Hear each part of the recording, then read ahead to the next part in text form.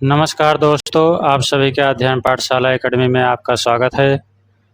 आज हम बात करेंगे एसिड बेस एंड साल्ट के बारे में अध्ययन करेंगे। यह क्लास 10th का टॉपिक है जो कि बोर्ड एग्जाम में अक्सर पूछा जाता है और यह टॉपिक बहुत ही इम्पोर्टेंट है। इसके बारे में अब अध्ययन करेंगे और डिटेल्स में जानेंगे। तो वीडियो शुरू करने से पहले अगर आप चैनल पर नए हैं तो चैनल को सब्सक्राइब कीजिए, लाइक कीजिए और अपने साथियों के साथ शेयर कीजिए और हमारे साथ लास्ट तक ज़रूर बने रहिए। तो चलिए वीडियो शुरू करते हैं। इसके परिचय के बारे में हम बात करते हैं। परिचय क्या होता है? एसिड क्या है? एसिड वे पदार्थ होते हैं जो जल में घुलने पर हाइड्रोक्साइड आयन उत्पन्न करते हैं। हाइड्रोक्साइड पॉजिटिव आयन उत्पन्न करते हैं। और जो बेस होते हैं, क्षार, वे पदार्थ होते हैं जो जल में घुलने पर हाइड्रोक्साइड आयन उत्पन्न करते हैं, नेगेटिव आयन उत्पन्न करते हैं। साल्ट, लवण के बारे में हम अध्ययन करते हैं। अम्ल और क्षार के अभिक्रिया से बनने वाला उत्पाद है। जो एसिड है, अम्ल प्लस बेस, इन दोनों के रिएक्शन से बनता है साल्ट, तो लवण बनता है। आगे हम बात करते हैं अम्लों के गुण, प्रॉपर्टीज ऑफ एसिड्स, इनके गुण क्या क्या होते हैं। पॉइंट नंबर 1 आप देख पा रहे होंगे, ये जो अम्ल होते हैं स्वाद में खट्टा होता है। पॉइंट नंबर 2, जल में घुलने पर हाइड्रोजन आयन उत्पन्न करते हैं। जो अम्ल होते हैं वे जल में घुलने पर हाइड्रोजन आयन उत्पन्न करते हैं।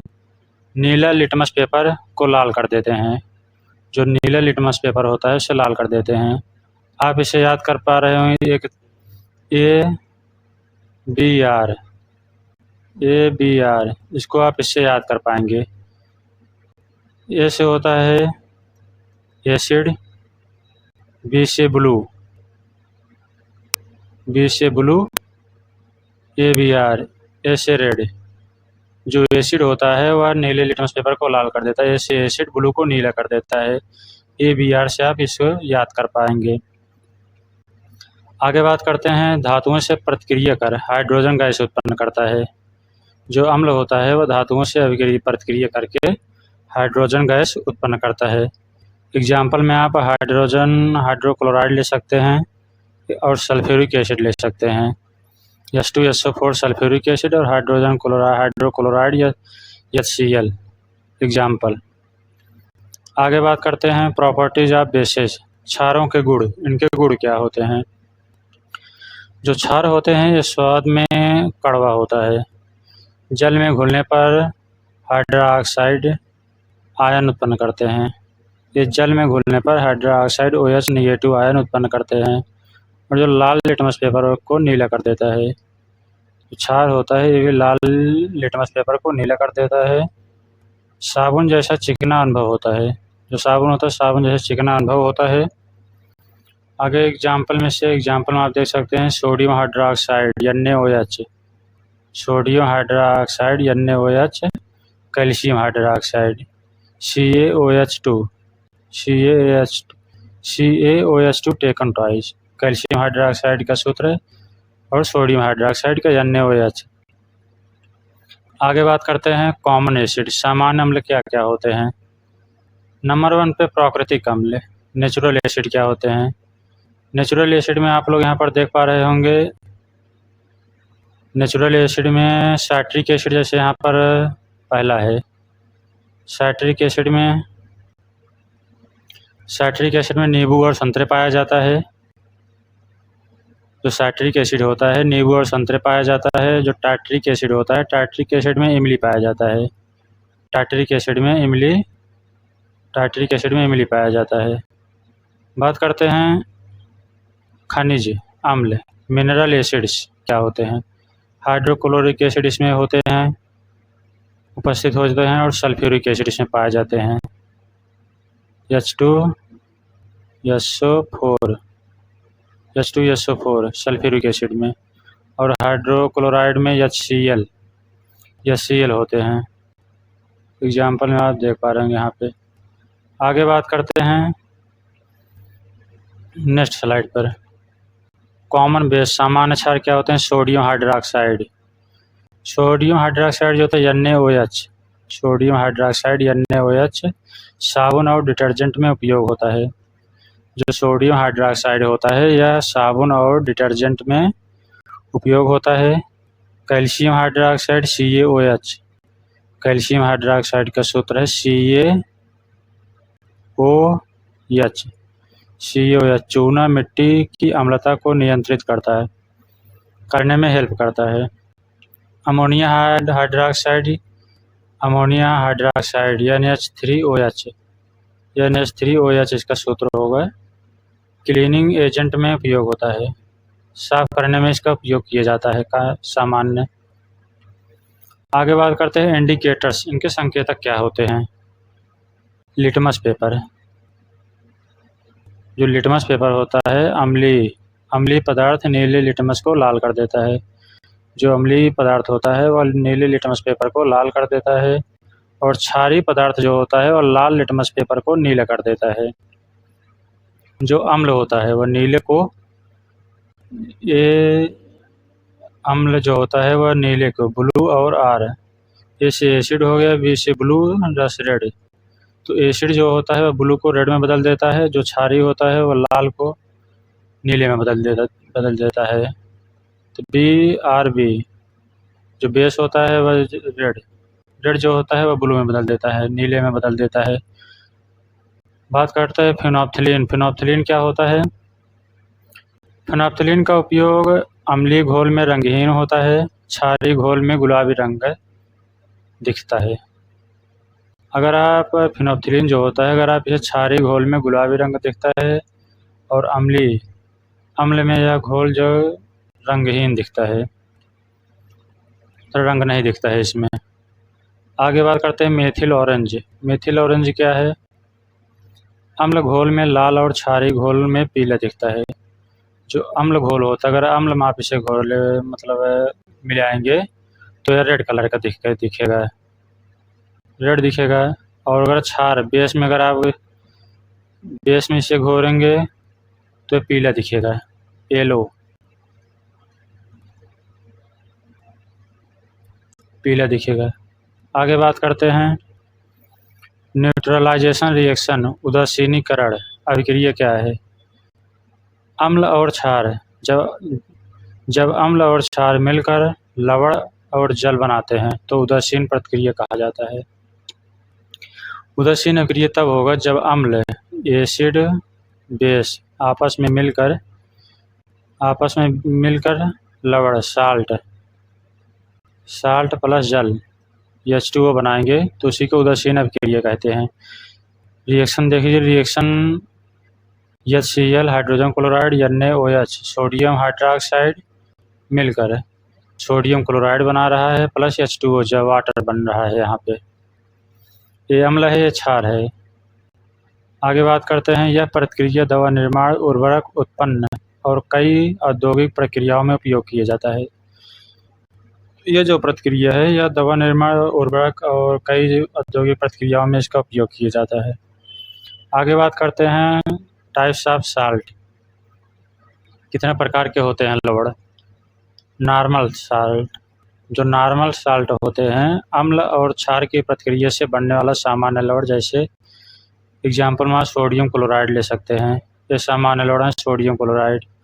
एसिडिक साल्ट अम्लीय लवण, अम्लीय लवण जो होते हैं यह जब किसी क्षार की अपर्याप्त मात्रा से प्रतिक्रिया होती है, जैसे NaHSO4, NaH2SO4, सोडियम हाइड्रोसल्फर डाइऑक्साइड। तो ये हो गया।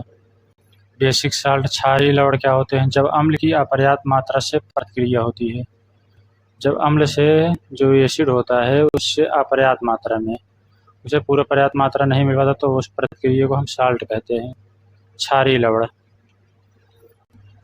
आगे बात करते हैं पीएच स्केल क्या होता है।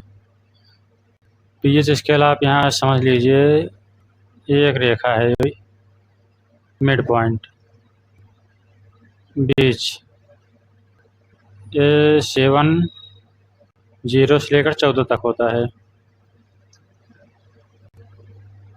7 जो है 7 में अगर रहेगा किसी पीएच स्केल का मान तो साल्ट हो रहेगा वो साल्ट, और अगर ऊपर हो जाएगा तो 6 से 0 से 6 रहेगा तो वो अम्लीय कहलाएगा, एसिड। और इधर बेस 8 से ऊपर रहेगा तो क्षार कहलाएगा, क्षारीय। यहाँ आप देख पीएच स्केल 0 से 14 बीच होती है, 0 से 6 अम्लीय, तटस्थ, 7 वगैरह रहेगा तो न्यूट्रल कहलाएगा, 8 से 14 क्षारीय, बेसिक। एग्जाम्पल में आप ले सकते हैं नींबू का रस, पानी और बेकिंग सोडा। जो नींबू का रस, इसका पीएच मान 2 होता है, पानी का पीएच मान 7 होता है, बेकिंग सोडा का पीएच मान 9 होता है। आगे बात करते हैं पीएच का दैनिक जीवन में महत्व क्या क्या है। मानव शरीर, इसका मानव शरीर में दैनिक जीवन में उपयोग आता है डेली की डेली। पेट में हाइड्रोक्लोरिक एसिड का पीएच लगभग 1.5 से लेकर 3.5 पॉइंट तक होता है, 1.5 से लेकर 3.5 तक होता है। लार का पीएच मान लगभग 6.5 से 7.5 होता है।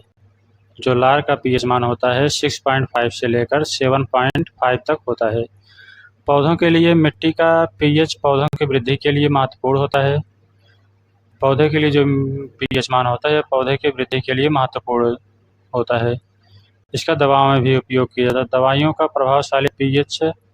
प्रभावशीलता पर पीएच पर निर्भर करता है, क्या है उनका। आगे बात करते हैं यूजेज ऑफ एसिड्स, अम्लों का उपयोग। इनका उपयोग कहाँ कहाँ होता है। सबसे पहले आप इनका बैटरियों में उपयोग ले सकते हैं। बैटरी में सल्फ्यूरिक एसिड का उपयोग किया जाता है। सिरके में इनका उपयोग किया जाता है। एसिटिक एसिड का उपयोग खाद्य संरक्षण के लिए किया जाता है। पेट में एसिडिटी से निपटने के लिए एंटीएसिडिक का उपयोग किया जाता है। आगे बात करते हैं यूजेज ऑफ बेस, क्षारों का उपयोग कहाँ किया जाता है। क्षार का उपयोग जो होता है चूने पानी के लिए किया जाता है। साबुन और डिटर्जेंट में सोडियम हाइड्रोक्साइड NaOH के लिए किया जाता है इसका उपयोग। आगे बात करते हैं पेपर बनाने में कैल्शियम हाइड्रोक्साइड CaOH का उपयोग किया जाता है। पेपर बनाने के लिए कैल्शियम हाइड्रोक्साइड CaOH का उपयोग किया जाता है। और अमोनिया हाइड्रोक्साइड का उपयोग क्लीनिंग एजेंट्स के लिए किया जाता है। जो अमोनिया हाइड्रोक्साइड होता है क्लीनिंग साफ करने के लिए किया जाता है।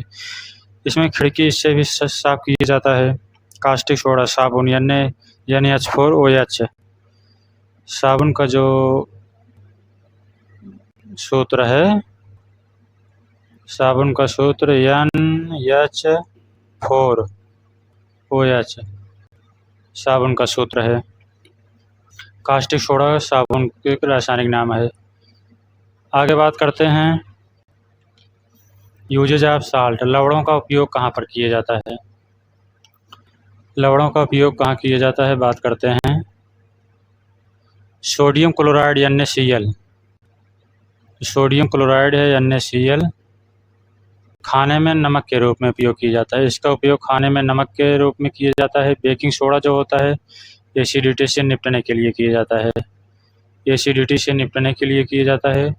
प्लास्टर ऑफ पेरिस जो है हड्डी के टूटने पर जो प्लास्टर बनता है हाथ में, कच्चा प्लास्टर, उसी को बोलते हैं प्लास्टर ऑफ पेरिस। उसके रूप में भी इसका उपयोग किया जाता है, प्लास्टर के रूप में बांधने में। आगे बात करते हैं उदासीनीकरण का दैनिक जीवन में उपयोग। इसका दैनिक जीवन में जो उदासीनीकरण होता है इसका दैनिक जीवन में उपयोग क्या होता है। एसिड रिफ्लक्स,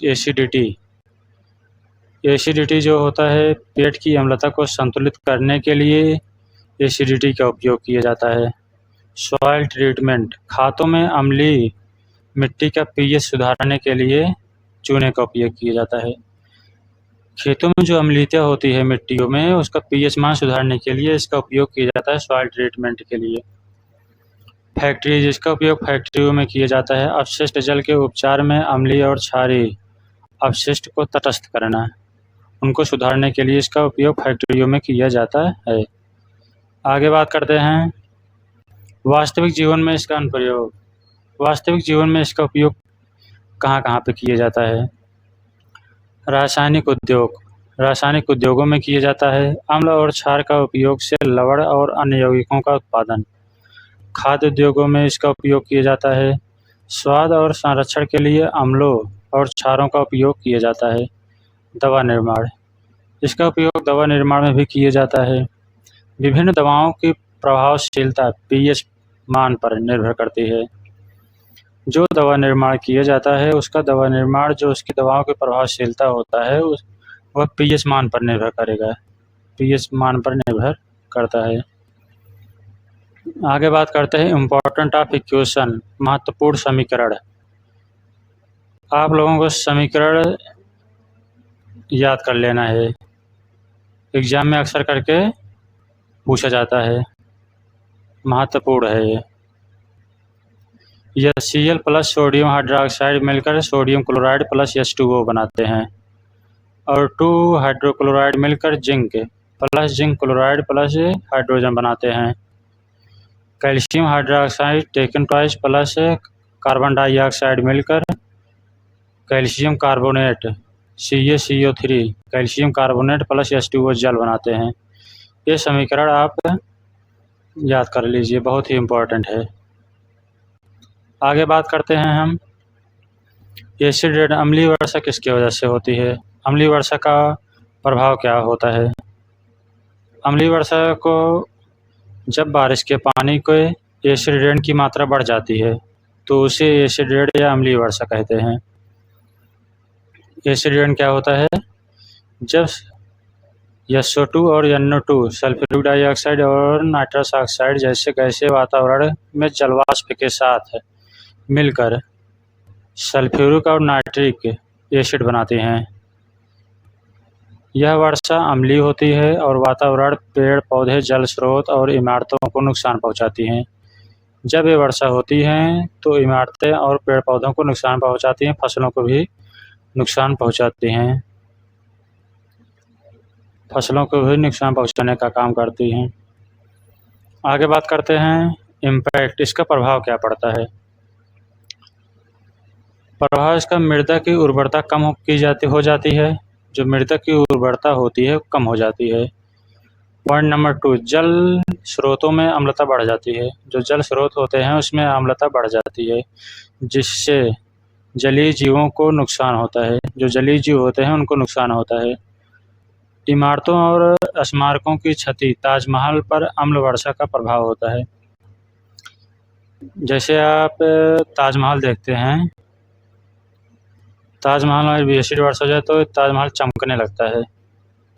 तो इसका जो अम्लीय वर्षा जब होता है इसका उपयोग ताजमहल पर प्रभाव पड़ता है और स्मारकों पर इसका क्षति पहुंचाता है। आगे बात करते हैं अम्ल और क्षार के प्राकृतिक स्रोत। इनके प्राकृतिक स्रोत क्या क्या हैं? एसिड अम्ल, जो अम्ल हैं नींबू, संतरा और टमाटर में साइट्रिक एसिड। नींबू, संतरा और टमाटर में साइट्रिक एसिड का उपयोग, दूध में लैक्टिक एसिड, इमली में टार्ट्रिक एसिड। बात की जाए तो नींबू, संतरा और टमाटर में कौन सा अम्ल पाया जाता है? तो साइट्रिक एसिड पाया जाता है। दूध में लैक्टिक एसिड पाया जाता है, इमली में टार्ट्रिक एसिड पाया जाता है। और क्षारीय जो होते हैं उसमें क्या होते हैं आप देख लीजिए, sodium bicarbonate CaCO3 baking soda, इसका उपयोग किया जाता है। साबुन और डिटर्जेंट में क्षारीय गुण होते हैं। जो साबुन होते हैं उसमें बेस होते हैं, मतलब क्षारीय गुण पाए जाते हैं, पर्जेंट होते हैं। आप यहाँ पर और देख लीजिए, जो नींबू जो होता है, नींबू में साइट्रिक अम्ल पाया जाता है।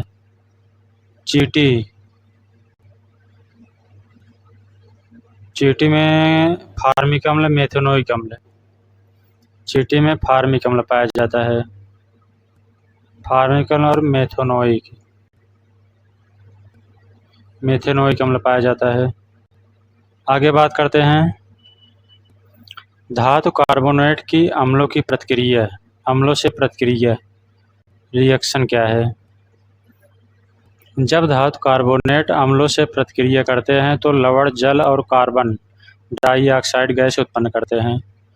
जो धातु कार्बोनेट होते हैं अगर वो अम्लों से अभिक्रिया करेंगे, रिएक्शन करेंगे, तो धातु कार्बोनेट अम्लों से प्रतिक्रिया करते हैं तो लवण, जल और कार्बन डाइऑक्साइड गैस उत्पन्न करते हैं। यहाँ पर आप calcium carbonate CaCO3 plus 2HCl hydrochloride से रिएक्शन करके CaCa3 CaCal2 CaCl2 plus H2O plus carbon dioxide बनाते हैं। इनका एप्लीकेशन क्या है? यह प्रतिक्रिया मार्बल और चाक के साथ देखने को मिलती है जब वे अम्ल के संपर्क में आते हैं। जब वे अम्ल एसिड के संपर्क में रहेंगे तो मार्बल और चाक के साथ देखने को मिलती है जब वे अम्ल के संपर्क में रहेंगे। आगे बात करते हैं उदासीन करण। उदासीन करण के दैनिक जीवन का उदाहरण क्या क्या है? पॉइंट नंबर 1, कीट के काटने पर चींटियों के काटने पर अम्लीय प्रतिक्रिया होती है। चींटियों के काटने पर अम्लीय प्रतिक्रिया होती है। इसे तटस्थ करने के लिए बेकिंग सोडा क्षार का उपयोग किया जाता है।